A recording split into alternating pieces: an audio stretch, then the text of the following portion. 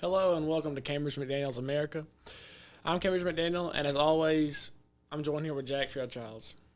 Wait, Cambridge McDaniel's America? Cambridge McDaniel's America, yeah. You know, so your dad's off working, and you're just gonna take over the entire show, huh? Oh yeah.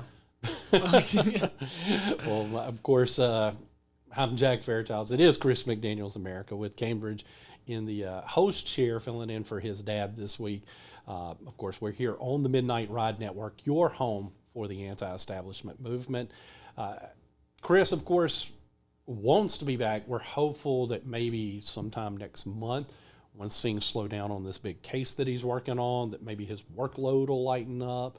But of course, Cambridge being home from college presents us with a unique opportunity to have a McDaniel's still on the show. So I'm glad that you're here, Chris. I mean, Cambridge. Yeah.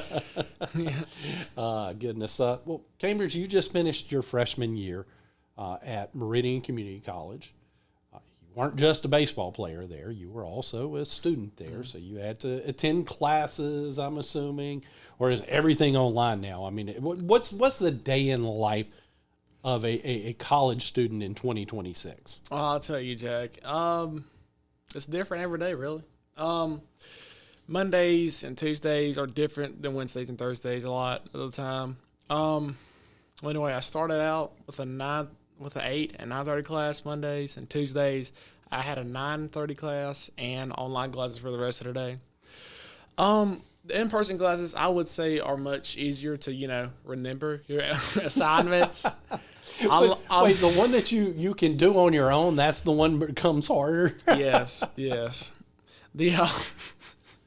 The online assignments, they seem easier, but you really get caught up with a lot of stuff, and you just end up forgetting sometimes, and it can mess you up.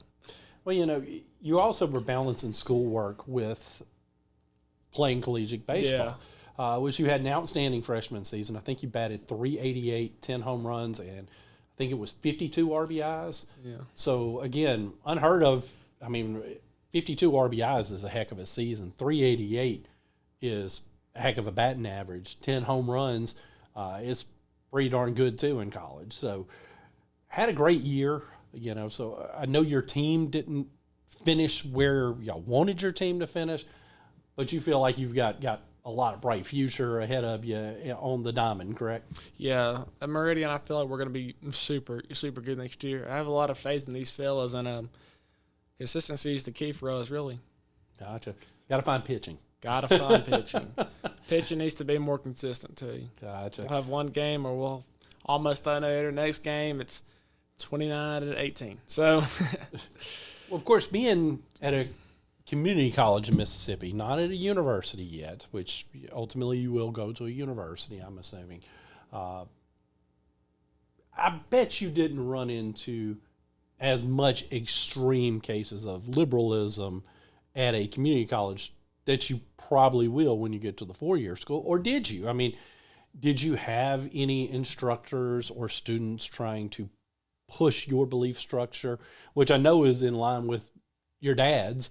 Did you have anyone trying to push you towards a left-leaning ideology, or was that just not something you saw much at a community college? Well, I do want to say there were two instructors that kind of did. One of them really kind of pushed it, especially with some of the topics we were writing about in our essays. And in class, we were just talking about some of the, a lot of gender stuff, a lot of new age gender stuff. Like, typically in essays and stuff, you talk about men, women, and no pronouns really. And nowadays, we're talking about, yeah, the you want to try to make certain people be more than one person, even though it's still one person. Exactly. The pronoun game, as I like to call it. I did have the fortune. I had a few good teachers. One of them, I was a fan of him. He explained history really well. Mm-hmm. He had a lot of knowledge. I could tell he was very passionate about it. He clearly had a conservative and a Republican mind. Very down to earth and strict. Mm-hmm. I was a fan of him, but sometimes he wouldn't let you. If you messed up, you accidentally used AI. Hold up. How do you accidentally use AI? First of all, sometimes it's not an accident. Sometimes it is an accident. Because in some classes she's like in my public speaking class, she said you could use AI to revise things, but not have it for your entire speech, Yeah. Like you have to get the information yourself from online places, online websites. Mm-hmm. But sometimes people they use AI for their entire I know. entire thing. I've heard, and it's easy for professors to catch it because they have AI detectors. They have AI detectors, and I'm telling you, those things have developed. That's what I could say. Goodness, we didn't have AI. We just had to do it. I think the closest thing you had to AI was there were some students who were so good at writing term papers or good at writing different things that other students would pay them to do theirs too. Yeah. Which also you should not do. It's cheating, people. Kids, if you're watching. It is cheating. Do not do that. Do not do AI. But nowadays, it has to be more tempting to go down one of the cheat paths because it's right there. It's right here on your phone. Yeah, I got to say something about that. I did go the cheating path for like a few assignments. And don't ever admit that. No, listen. It was like for one assignment, and I got caught the next time. So I recommend, do not use AI. Yeah. Do not use it. It'll mess your grades up. That's all I got to say. You will get caught. Oh, yes, you will be getting caught. It's the same thing, too, because here's the other thing that even back in the days where people were paying other people to do their test assignments, Cambridge, a lot of times some of those professors had already taught the student that was writing it, and they knew their writing style. Yeah. So you still got caught. It was never a smart move in the first place. It's even dumber because AI, as great as it can be, it has a distinct style, and it's easy to tell the difference in most cases. So, Cambridge, stay away from trying to use AI. I agree with you on that. Let's go back to the... did you run across many of your classmates that leaned more towards the left that were trying to maybe influence your political opinion, or did most people, were they already leaning towards the right and just didn't, or they already knew your convictions were going to be too strong to be changed? Many of the folks in my classes, a lot of them were really good folks from Lauderdale County. Most of them were Christian, and they had good how do I put it? Values? Good, yes, that was it. Good values. Most of them were hard workers, and there were not many, radical people there that pushed you for anything. Yeah. And I'm not saying all liberals are bad. I just don't agree with their ideology. Yeah. But I mean, because I have known some people that I disagree with 100% politically that I actually consider friends. We me too. Aren't going to talk politics because they're wrong and I'm right. But that's where we're going. Yeah, I had a few people at South. They didn't agree with my stuff, but I didn't agree with them either. But we're still good friends today. Yeah, absolutely. Well, it's got to be refreshing, when you go off. How difficult was it being away from home? Because you were living on campus, even though you were only about an hour and 15 minutes. Yeah. So, how difficult was? Because you never had been. Maybe you stayed the night at a friend's house, every now and then, but you were pretty much have always been at home. And this year, your first year away, how difficult was that transition? Well, I'll tell you, it was, I want to say it would have been 10 times harder if I would have some random guy I've never met. But I had the fortune of having my best friend since I was literally like kindergarten. You're talking about your roommate, right? Yes, my roommate. And my roommate, that made the experience 10 times better than I could ever imagine. Because if I were to go in there with some random guy, lived 2 separate places in the state or even out the state, I'm just happy that I had the privilege of having my best friend as a roommate. It's like a sleepover every night. Get your work done and then go play video games and then go out to eat somewhere. It's amazing. What games were y'all playing? Tons of the show. A lot of Rocket League too. A lot of NCAA. A football game? There were some checkboards thrown in that game. There was Were one. you throwing the checkboards? No, no. So you're saying you won most of the time. Oh, well, I want to say, honest to God, it was 50-50 for about the time. It was very half because we would use these. You know he's not here. You don't have to be modest. If you're kicking his tail, you can say that. Nah, I mean, some of those games were incredible. He would use Ohio State, and he whipped my tail at the beginning. And then when Notre Dame got better as the season went, I whipped his tail for like 22 straight games. And then eventually, they started his other teams. He started switching teams up. Went to Ohio. He went to Oregon. And then went back to Ohio, and Ohio got really good, and they started beating me again. But, it was I lose one, I win one after that. So the winning streaks ended. But y'all played those primarily, I'm sure. Primarily, yeah. I'm sure Fortnite still got worked in. Oh, yes. I know that's we still did play Fortnite a lot during the fall. And we played a lot of Call of Duty, too. I figured those two worked their way in because they're still pretty popular. Yeah. Cambridge, one of the things that has affected all of us in the recent years didn't just start under recently. I mean, we were struggling with this under the previous administration, but price increases, whether it's gas prices, grocery prices, we're all feeling a true burden right now.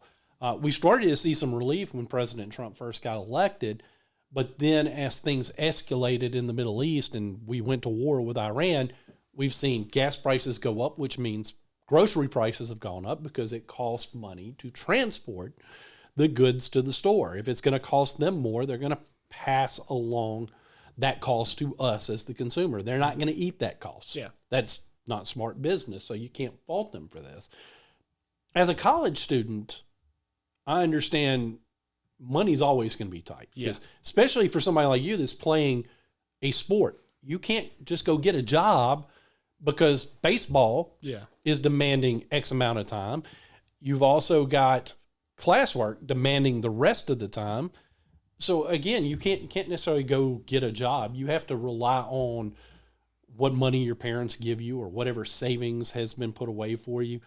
How challenging was it being on a tight budget as a college student? How challenging was it this year once those prices started to rise? I mean, gas prices on down. I'm going to tell you, Jack, in the fall, it was, I wouldn't say it was easy. It was much easier than it is right now than the last semester I had in the spring, that is. Because I had already had, I had maybe 500 saved up, so I was spending that on eating out and stuff and getting gas. And then after winter, that's when it all went, kind of off. I had a little bit of Christmas money, not too much, like $200. And that went by fast. Yeah, it doesn't go as far as it used to. Yeah, but I mean, when we got into about, I'd say March, that's when I had to really start kind of like, because I was driving home a lot because almost all my time was spent on my baseball. Because every other day we'd be going somewhere and come home or go down to Gulf Coast. That'd drive an hour. So I was always up there. And every chance I got, every day off I got, I would drive home and I'd spend time with my family and go see my friends. And it really, really ate up the gas. I've been a college student myself. But I don't think when I was a college student prices were nearly as high as they are right now. It's crazy because used to, fast food was like a convenience because it was cheaper. Yeah. And you didn't have to fix it yourself. So you could go to, I remember when I was in college, one of the favorite places to go was somewhere like Taco Bell or Crystal's because you could get a lot of food for very little. Like you could get multiple items at a Taco Bell for like $5. Nowadays, you go there, you're going to spend $10 or $15 on the same because it's not the same cost. Crystal's not as cheap as it was. Oh, yeah. I mean, the value meals that we once saw, they still say they're value meals, but instead of being a 59-cent soft taco, it's now a $2 soft taco. And we've seen this price increase, and it didn't happen overnight, but we don't see any relief on it. There's a realistic chance prices will never go back down because once a lot of these places learn you'll pay it, they will go ahead and continue to keep the price where they are. We've seen that throughout history. But the hope is that we can get them back down, but you have to get inflation under control first. And it looked like for a while we were working towards that. Then we saw a couple of things happen, mainly the war with Iran. I'm not going to ask opinions on the war of Iran because it doesn't matter at this point. We're in it. Yeah. The war is there, and sadly it's where we're at. But that had a negative consequence in rising all the prices because it affected the gas prices immediately. And we can talk about the fact that it's absurd that whenever something happens, they go ahead and raise the gas prices overnight, even though the gas in the ground at that store was already purchased, shouldn't already go up. But it goes up overnight. But then when those futures go down, they are very slow on lowering that price back down. But that's a discussion for another day. The war with Iran, the biggest problem is the fact that we were still trying to recover from the Biden economy, which was a train wreck. The timing couldn't have been worse. Now that you're there, we kind of have to figure out a way to finish this conflict. I mean, there's no other way that you can say it because Iran appears to not backing down, despite the fact we've taken out multiple of their leaders. The fact that we've hit key points of their infrastructure, they still are not backing down in the slightest, which is just crazy to me. Which tells me one thing, Cambridge. It tells me that those people in positions of power in Iran only respect one thing, and that is might. That's the only thing they respect, because they were willing to come down and have discussions with us about these things when we were bombing, when there were strikes being made against them. That's when they started to understand and try to come to the. But ever since the ceasefire, like you remember when President Trump, and we can talk about whether it should or shouldn't have been done on Easter Sunday, but when President Trump put out that tweet promising to send them back to the Stone Ages, it was real quick for them to try to figure out, we need to have a ceasefire and have some negotiate. But they've not taken any of the negotiations seriously. They are continuing to, in my opinion, snub their nose up at the United States and President Trump. Is it inevitable that we're going to have to hit them with one of these major strikes? Is it inevitable that we're going to have to go down the path in which we are bombing again, or going down that path? Sadly, I'm afraid it might be. And if this thing's going to drag out, Cambridge, I fear the American people are going to lose their resolve. They're not going to stay as engrossed in this war. Because again, Les, I agree, Iran cannot have a nuclear weapon. 100% agree with that. But how long are we willing to sit back and watch everything go up? Basic essential needs, prices continue to go up. It's a struggle for those of us who consider ourselves middle class. I don't know that I can consider myself middle class anymore, because it is a struggle just to get groceries every week. It is a struggle to put gas in the car. I mean, things that I had the right budget for, now I don't. So I'm having to rechange everything. That's part of the reason why I asked you about how it affects you as a college student, because I know I'm bringing in more money than you are as a student. Yeah. And if I'm struggling, I can only imagine the struggles that you and your classmates have just to try to figure out how to get that. Now, fortunately for you guys, you have a cafeteria and have a meal plan. So if you don't have money to eat out, you can always head there. Mm-hmm.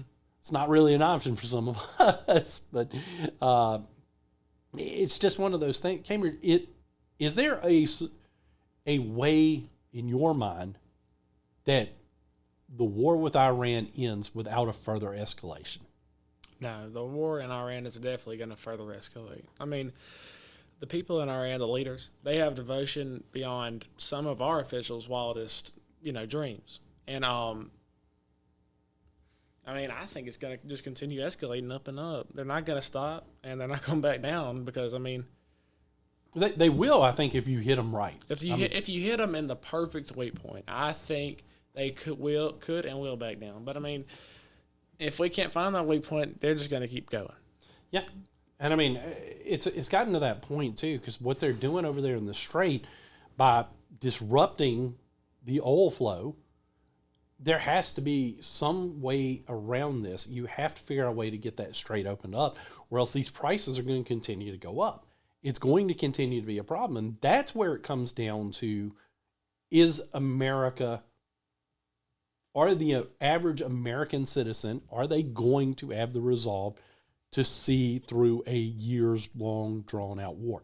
I don't see that as a possibility. I don't think that is something that the American people have. I know there's some people out there, we got to sacrifice in order. We sacrificed for 4 years under Joe Biden because we were forced to. Mm-hmm. We elected President Trump to fix these prices, not to engage in a foreign war. Something that he used to brag on, that he never got us into war in his first term. Now here we are, and we're in a war. And again, I'm all for, standing with our allies. I'm all for standing side by side with folks. But I also understand timing, and timing just wasn't the right time for a full-scale engagement. If last year when they hit the strikes on those key nuclear sites, 100% agreed with the action, thought it was the right move. We were in, we hit those sites, we got out. This seems like something that is going to be way too prolonged, something that is going to continue to escalate. And that's the point I'm not a fan of. That's the point where I think that the president got bad advice. I'm just going to say, I think he got bad advice, and now we're there. And there, if you just drop it, which I don't think he can, if you just drop it, then you're surrendering essentially and admitting defeat. You cannot admit defeat against a nation like Iran. You just can't. So that's why I think at some point he's going to have to follow through with a threat and go in and hit him again. I mean, we've hit him before. I know that there's some people, you shouldn't even be, I'm not warmongering. Not even in the slightest.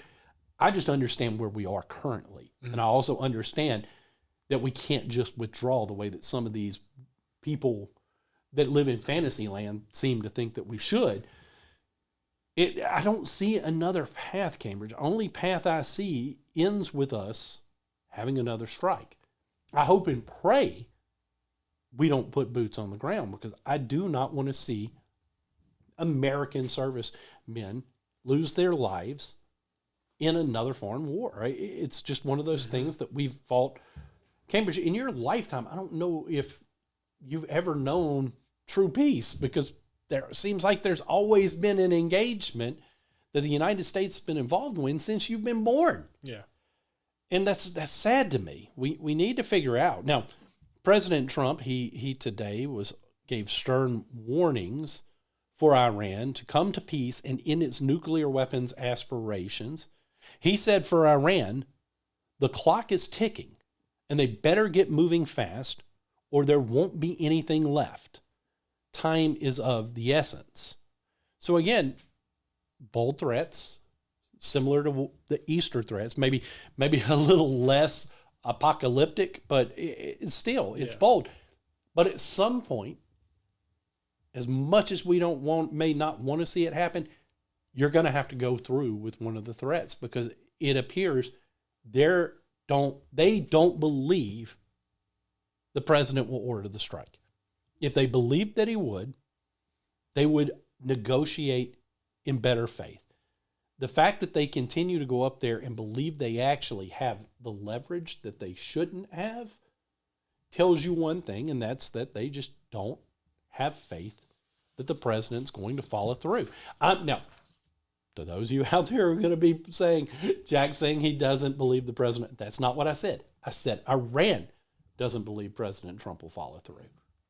I want to clarify that, because there are people out there who are hypersensitive in their defense of President Trump, that if you say anything slightly, I mean, I'm sure there's some who are mad at me for saying that I think going ahead and jumping into the war at the time in which we did start engaging with Iran was a mistake.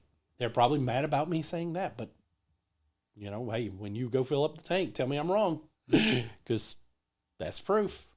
When you see more and more of your neighbors saying, you know what, I'm tired of, I think we need to end this thing because I'm tired of not being able to afford to eat. Yeah. Maybe you'll see I'm right. But yeah, it's crazy what we've been watching, and I'm trying to figure out what the next step is, and I cannot come to any idea that does not involve another strike, Cambridge. Yeah. Yeah, it's almost inevitable. I mean, if we don't go ahead and do a strike here, I mean, especially like what you were saying earlier about the people think you can just withdraw from the war now. If you don't, I mean, your prices are going to still stay right here. And if not, the officials, they're just going to take advantage of that and keep on making it go up. I mean, it's as simple as that. If we don't do something, why would Iran loosen anything that they are currently doing if you just walk away? I mean, that makes everything pointless, and they'll continue to try to dictate what's going on in that strait because who's going to stand up to them? Yeah, I mean, Iran, they don't think President Trump's going to, I don't think he's going to pull the trigger on them. And I don't blame him, because sometimes he takes too long, or he just, in his mind, he thinks it's the right plan to just keep on waiting it out, see if they just stop. Because ultimately, we do want them to stop. And so there's no more, people killed, no more families injured. We want a regime change, really. Yes, we want those people in Iran. We need everything changed. We need all the governments changed. We need a less radical regime. I agree. Controlling Iran. That's what you're saying, correct? Yes, that is what I'm saying. And I agree with that 100%, because this regime, since it took power, and we can look back, at roles that were played in them getting into power, and we can place blame and assign blame there all we want. The truth of the matter is, for as long as this current regime has been in power, they have been an enemy of the United States. I mean, they have called for the death of Israel. They have called for the death of the United States. They are a radicalized regime. The people of Iran, they definitely would prefer to have more freedom. Again, I would love to see the people of Iran rise up and help take out this regime, but I just don't know that will happen unless something happens that weakens them further. As far as President Trump, we've seen in the past that he will order the strike. Like I said, he ordered the strikes on their nuclear facilities last year. He got engaged in this war with Iran, so we know that he'll order strikes. It's not that case. I think that in this instance, he ultimately is, like a lot of people, does not want to see an escalated loss of life in Iran. And that's why he was hoping that they could have some good faith negotiations and get away from this. I think he was ultimately hoping that we could figure out a way to have a discussion that would bring the United States and Iran to an agreement in which Iran would move away from its nuclear ambitions. Iran continues to snub its nose at it. It continues to think that they are the ones dictating the terms. And at some point, you have to show them they are not. That's why I say I think it is inevitable that at some point, whether you like it or not, we will see another strike. Because I do not see Iran ever negotiating under good faith without it. Cambridge, I think it's time for us to take a quick commercial break. This is Cambridge McDaniel's America here on the Midnight Ride Network, your home for the anti-establishment movement. luck hits different this March at Bocoma Casino. Join us for the Leprechaun Loot, happening Thursdays and Fridays, March 5th through 27th. From 6 to 10 p.m., we're picking one hot seat every hour, where you can have the chance to win your share of $25,000 in cash and bonus bet prizes. Keep playing, keep it hot, because the next draw could land right in your seat. Experience Leprechaun Loot, only at Bocoma Casino.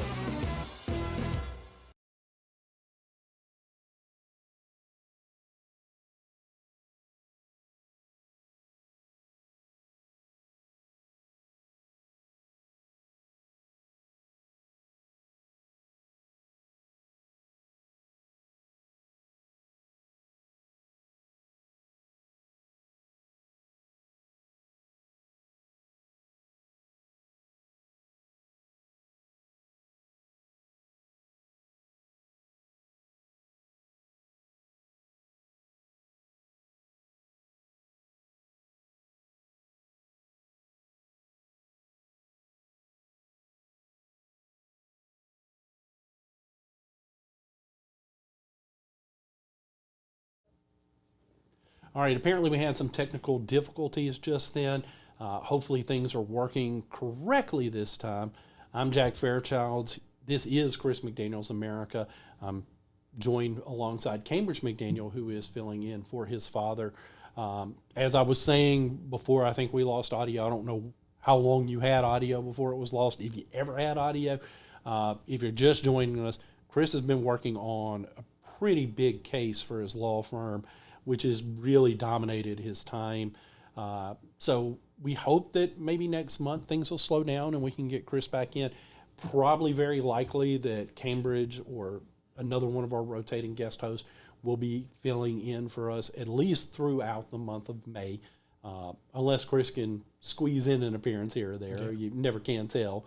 But Cambridge, I think you've been doing an excellent job filling in for your dad.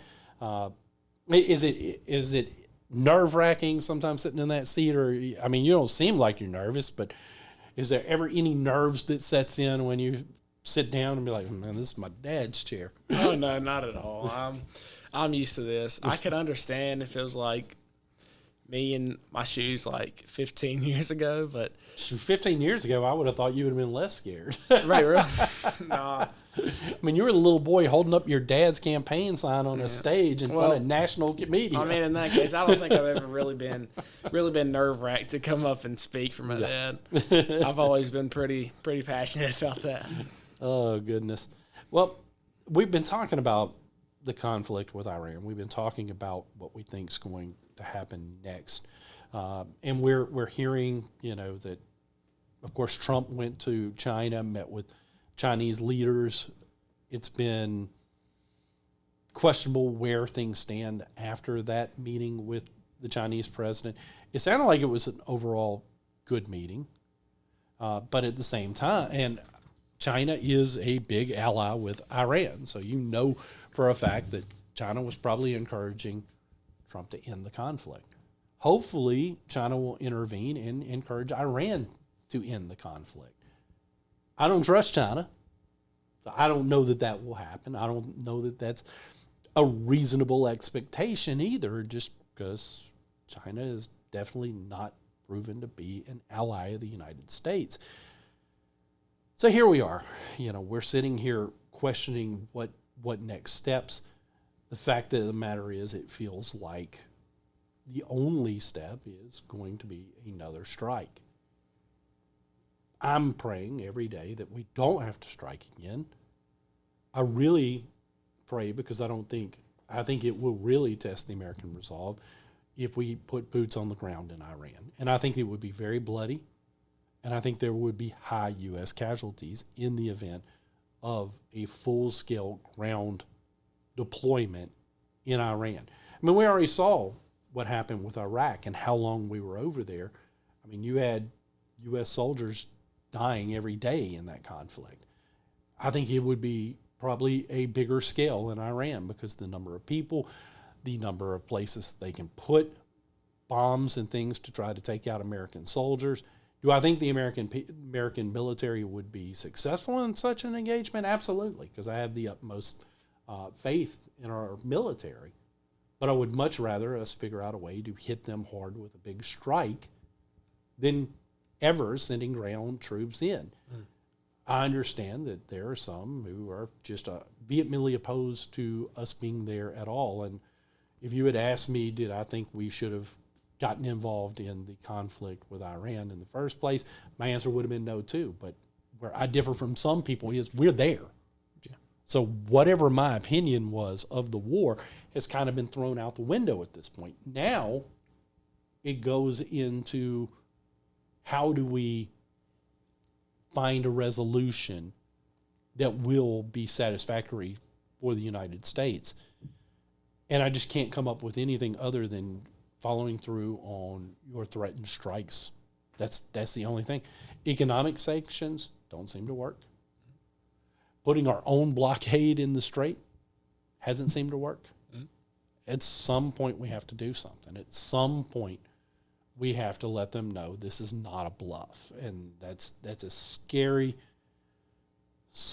thing to sit back and think about. And that's something that, again, as a young person, Cambridge, you've probably got friends serving in the military at this point. I do, yes. And I'm sure you're scared for them because you don't want to see any harm come to any of them. Yeah, I have a few friends in the military. I am very proud of them for going and serving, but I am worried about them because I've known them since I was a kid, and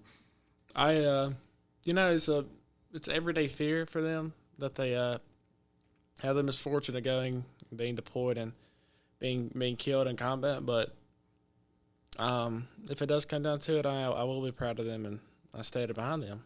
Mm-hmm. It's one of those things that we're keeping a close eye on everything, and this will be something we're going to continue to have conversations about because it's something that's going to continue. United Arab Empire, they are now confirming that a third drone struck a generator outside of a nuclear plant there. So things are escalating, and at some point they have United States, since we're already involved now, they have to do something to crush this Iranian propaganda machine that is their current leadership structure. President Trump is expected to convene a Situation Room meeting with his top national security advisors on Tuesday to discuss potential military operations against Iran. The meetings come as Trump intensified pressure on the Tehran over the weekend, as we talked about before, where he said the clock is ticking for Iran and declaring there won't be anything left of them if Iranian leaders do not get moving fast. So it seems to be that this remains a standoff after Iran gave their proposal that Trump deemed totally unacceptable.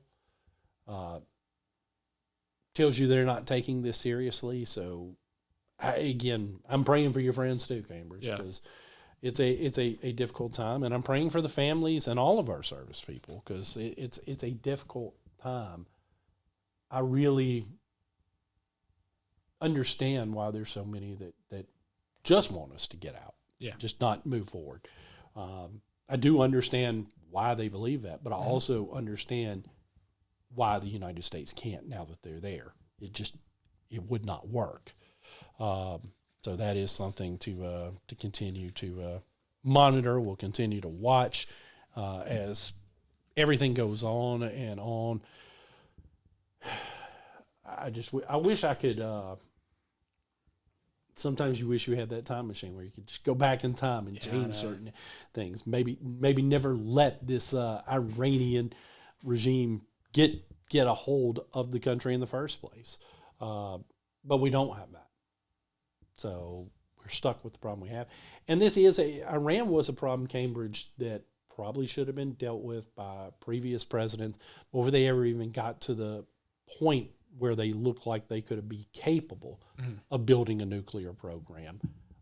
Other presidents did not act for whatever reason. They sat on their hands. Maybe there was political pressure. Maybe they just didn't feel they could at that time. And Iran just got bolder and bolder, and now here we are. So there are those who would make the argument that the United States had to get involved because we had to right the wrong of past presidents. There are also those who would argue that the United States hadn't been involved in this long, so just don't get involved.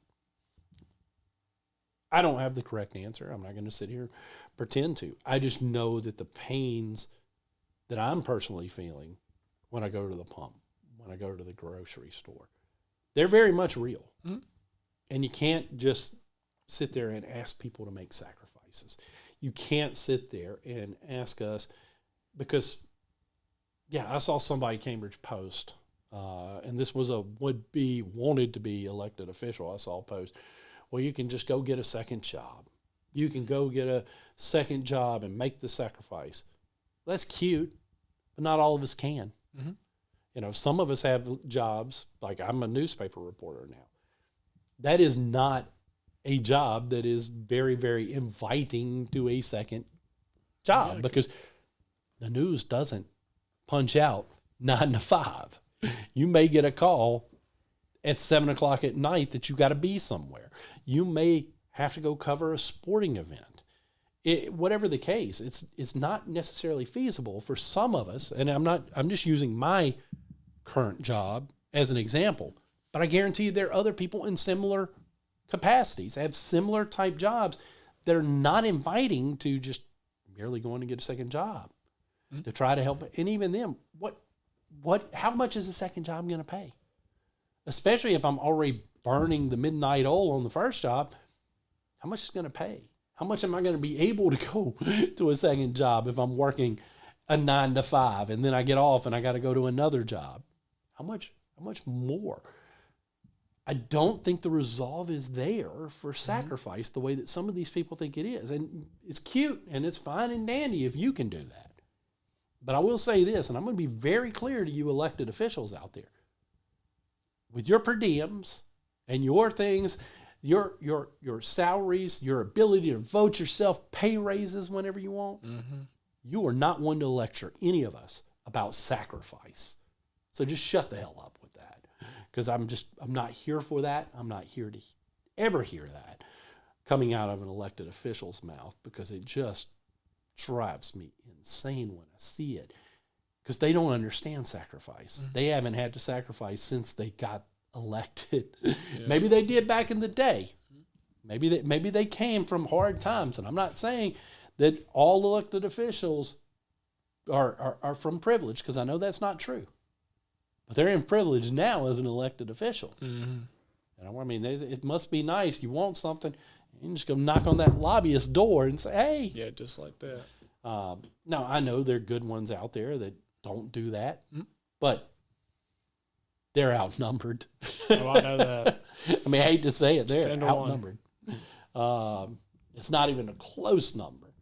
But I mean, Cambridge, when you hear somebody say, we just need to make more sacrifices, does that trouble you, especially if it's coming from an elected official? Doesn't that trouble you a little bit to hear that? Because as I pointed out at the start of the show, we already made sacrifices during the Biden administration. Not that we wanted to make those sacrifices, it's just Biden's policies were terrible. Yeah. We worked our tails off to get Trump elected so that we could improve the economy. Yeah, that troubles me beyond belief. It fires me up. Because, I mean, let's be real. We sacrificed enough. We've been sacrificing for the last, 6 years. Yeah. And I feel like we're done sacrificing. We're tired of sacrificing. I mean, if you're an elected official telling us to just go get a second job, I mean, let's be real. Most people, 9 to 5, I mean, most of these jobs are working. It's not like, not just sitting around. You actually have to go and do stuff. I mean, you actually have to engage your brain. Or even if it's an office job. I mean, mentally, you're exhausted. Yeah, I mean, let's be real. Mental things are real, and it can literally tear you down. Yeah. It can tear you down from the inside out. I have a personal experience with that, too. You can't just go get a second job. I mean, and especially, what is going to be your second job anyway? I mean, most second jobs are not going to pay much. I mean, grocery I store, know. fast food, maybe DoorDash delivery. Now, I would say like maybe 20 years ago, what's 20 more, 30 more bucks you can make? But I mean, today, Yeah. that's gone like instantly. Yeah, I mean, it's one of those things that it's so irrational. You know, before I got my current job, which I love being a reporter. I love working for the Laurel Leader Call. Before that, I was working at a soul-sucking job that, you know, it was 8 to 5. It was very, very unfulfilling in the fact, but very, very torturous. I worked for very, very toxic management who thought it was best to always beat you up instead of ever trying to figure out a way to lift you up. And I can tell you right now that I would not have, even though that job, it was an 8 to 5 job, I could have probably done something but I was so mentally and emotionally exhausted after a day there that was not feasible either then. And I only point that out so that way I can try to illustrate different struggles that people that are working have. All jobs aren't created equal. In a perfect world, yeah, I've got the greatest job in the world, and when I get off, I'm off, and if I need extra money, I'll just go get another perfect job. It doesn't work like that. This isn't a perfect world. And yeah, don't lecture us about sacrifices. Of course, the other thing, and this is the liberal ideal, and I'm sure you've seen this, I'm sure you've had friends probably in favor of this. The Democrats are pushing to raise minimum wage up to $25 an hour. Do you know what minimum wage is currently? I'm gonna want to say about $9.50. A little lower, $7.25. $7.25. They want to jump it from $7.25 an hour to $25 an hour. That's just, I consider that it will. I mean, Now, where are you gonna get that money from? You know. Well, they're going to force employers to raise the price, raise the salaries of their employees. And Cambridge, I don't know if you know how negative some of those effects would be, but let me explain it to you. And I'll explain it to those of you in the audience who may think that raising minimum wage $25 an hour is a great idea. It sounds great, like most liberal ideas. It sounds good, but it's not practical and it's unsustainable. And here's why. Well, first, let's look at the hardworking guy who has worked his tail off to get in a higher salary bracket. He busts his tail for whatever business he's working for. He's making that $25 an hour. Meanwhile, Cambridge is working down in the mailroom. Maybe you care, maybe you don't. Maybe it's just a little job while you're in college, whatever it is. But you're not putting in near the hours or the effort that the guy upstairs that's making $25 an hour is. Well, if minimum wage gets increased $25 an hour, now you're getting $25 an hour. And that guy that's sitting up there on the upper floors that was already making $25 an hour, do you think he's getting a raise to compensate? No, because that company is being forced to pay you more. So once it's forced to pay you more, that line level employee that's already worked his way up and earned that, he's either locked in or even worse, Cambridge, he might get laid off. You might get laid off because they may decide, you know what? We've got 30 mailroom employees. We need to figure out how to make this work with 10 because we can't afford to pay 30 mailroom employees $25 an hour. They may have to go all the way down to 5. And if there's a way to automate, like at fast food, how many fast food restaurants, Cambridge, do you walk into now that have automated screens that you can go up and punch in what you want to order? Almost everyone. How much more do you think that's going to be if all these fast food stores are having to pay their employees $25 an hour? How much more is it going to be going to a touch screen? Like, I mean, how much do you think that'll increase? Every fast food place will be there. I'll go ahead and answer it for you. Every fast food place will have that.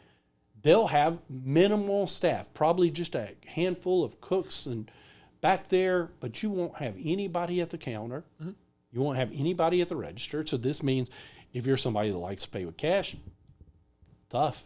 You're going to have to pay right there at that kiosk because you're not going to pay a person who's going to punch a register because they're all, the actual live people are going to be in the back getting the food ready. There are probably going to be less of them back there too because they're not going to be able to afford that many. Mm-hmm. So there are going to be less back there, which means it's going to take longer for your food to come out. Oh, and you remember how we were talking about the dollar menus and how they've gone up in price? How do you think that'll affect those? You think you're going to still be able to get a $2 to $3 hamburger anywhere? No way. Everything's going to be $5, $6, $7. The value meal will probably be where now if you look at value meals, it might say $2, $3, $4 value meal. Used to be 99 cent across the board value meal. And now it's that. That will change to $5, $6, $7 value meal. Mm-hmm. And that we're not talking about for a meal with your drink and fries. We're talking about a singular item. Yeah. That's what's going to happen. People are going to lose their jobs. They're going to, because costs are going to rise on everything. A $25 an hour minimum wage is unsustainable. It will not better your life. And let's be honest, Cambridge, most people working minimum wage jobs are people like you that are students. Mm-hmm. Yes, I know that there are people that might be working them that aren't in school and are trying to support, but those are very few. Very few. So again, it sounds good in theory, but that's the problem with most liberal ideals. They never actually put out the concept. I mean, they put out this idea, but they never talk about the consequences. They never want to put out what would happen if we do this. Well, the other answer, of course, Cambridge, you know that they like to throw, well, we'll just tax the rich more. Oh, yeah. We'll just go ahead, and those billionaires got too much money. Well, that's cute, but they're also the employers. They're also the ones that own these businesses. They're not just going to take that hit. They're going to pass it along to consumers. Mm-hmm. Again, it's one of those things that I'll laugh when I see, but what's sad, Cambridge, and this is part of the reason why I bring it up with you here, is it seems to be people your age that think that this is this grand fix-all, that raising minimum wage is going to magically rise people out of poverty. It never does. It never has. All it has done is lowered the standard of what is considered the middle class and lower class. It takes people from the middle class and dumps them into the lower class because now their salary that was considered pretty decent is now considered a bad salary because it's right in line with the minimum wage. And they're locked in because somebody that didn't work as hard, didn't bust their butt to earn it, didn't do everything. They just happen to have a job. And now they're getting a raise from $7.25 an hour to $25 an hour without ever doing anything. Yeah.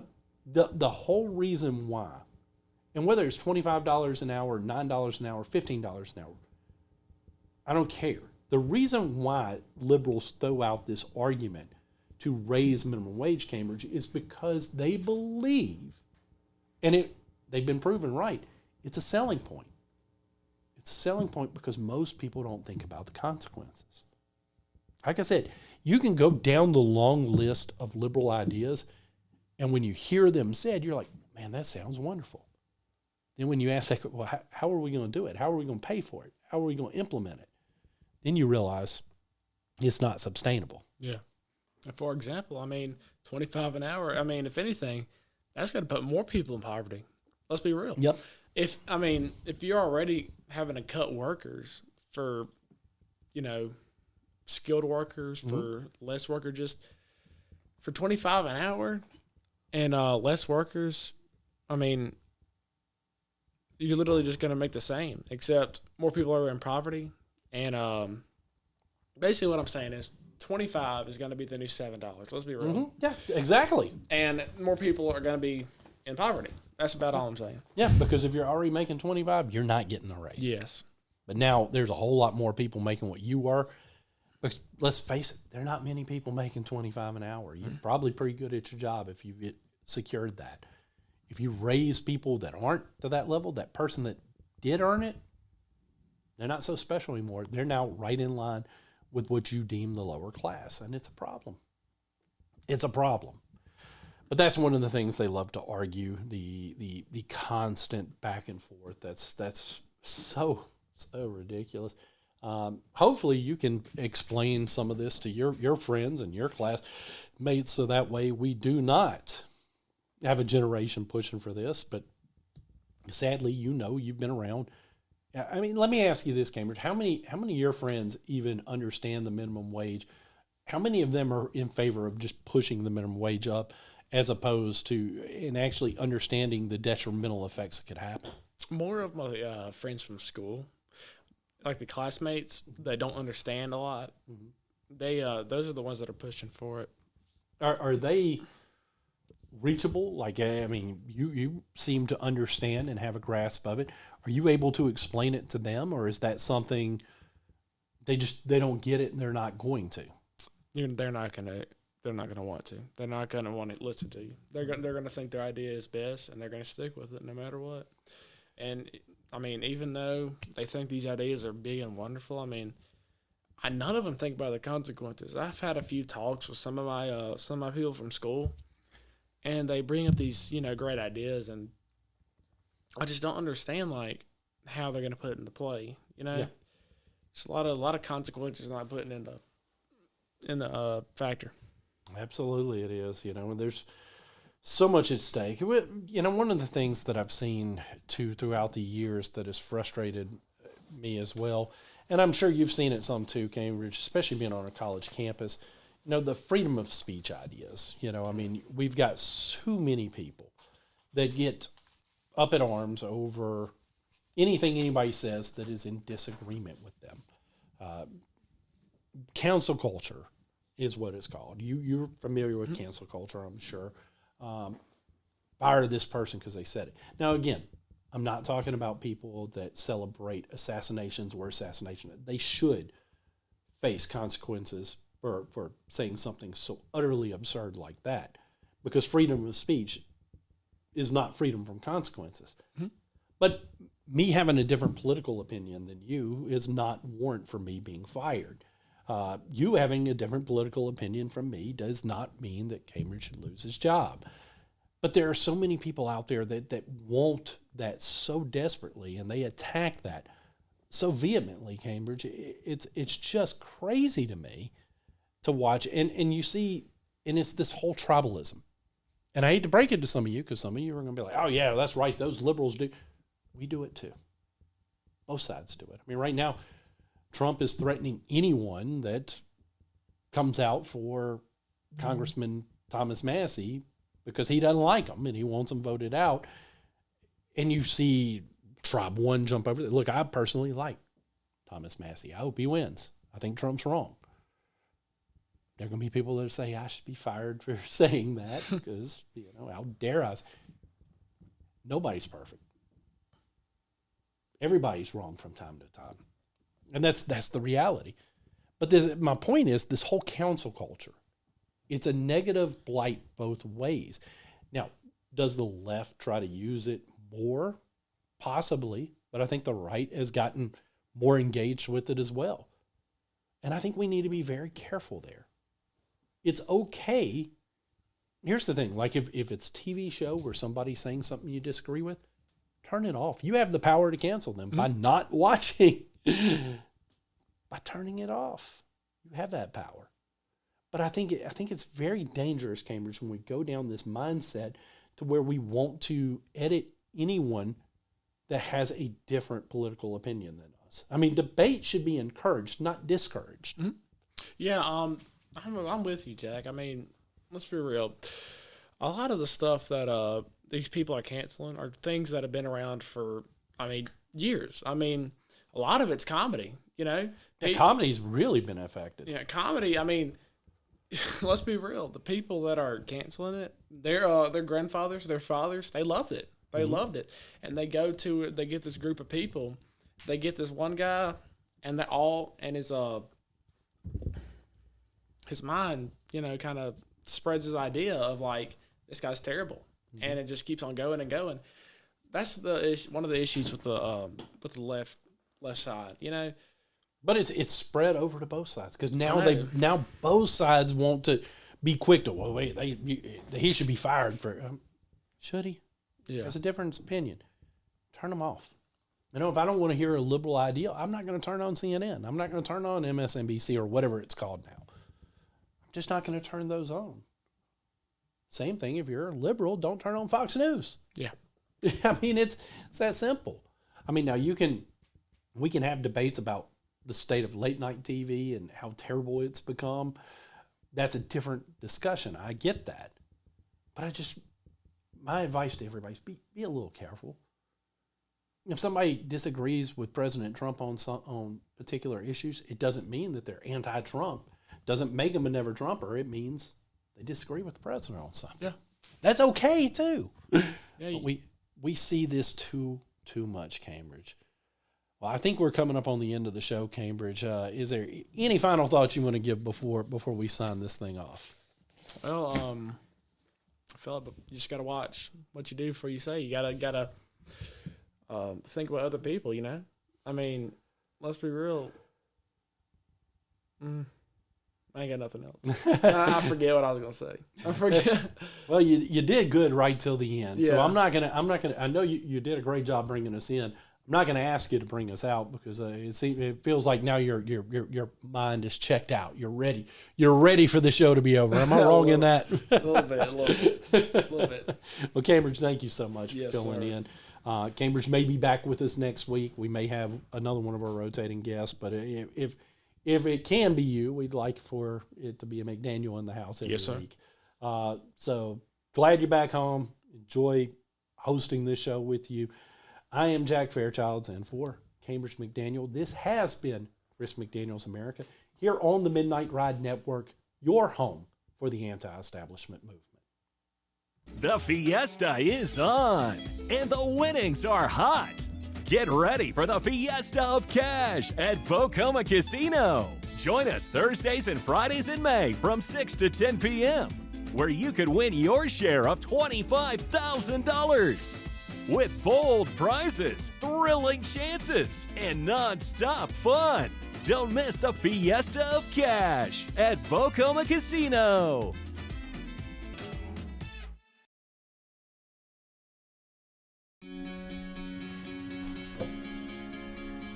Looks like you've been sleeping well, Megan, he's back. The My Pillow guy. and you're looking good. Still feeling good. Well, just when you thought it couldn't get any better, we've got the best pillow ever, My Pillow 2.0. Wow, it's so soft and smooth. It's cool to the touch. How did you do that?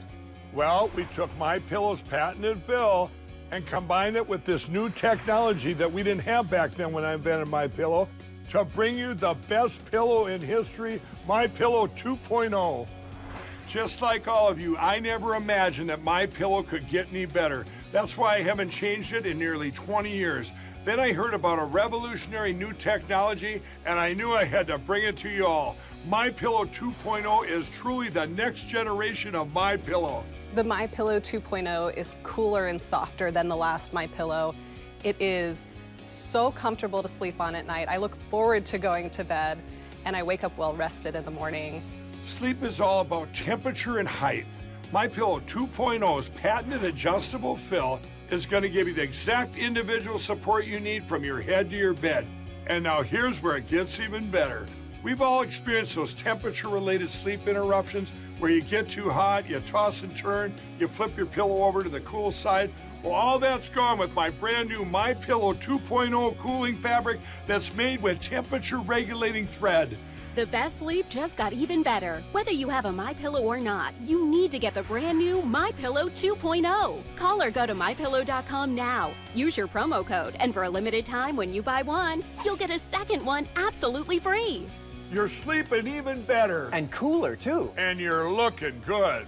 Feeling good. I knew you would. Visit mypillow.com.